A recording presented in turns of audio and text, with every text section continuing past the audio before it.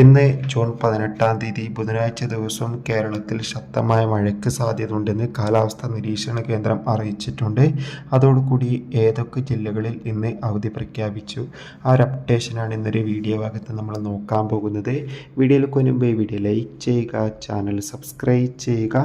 കൂടുതൽ സിനിമാ വാർത്തകളൊക്കെ നിങ്ങൾക്ക് പെട്ടെന്ന് ലഭിക്കാൻ വേണ്ടി നമ്മുടെ ചാനൽ ഇപ്പോൾ തന്നെ സബ്സ്ക്രൈബ് ചെയ്യാൻ വേണ്ടി ശ്രമിക്കുക.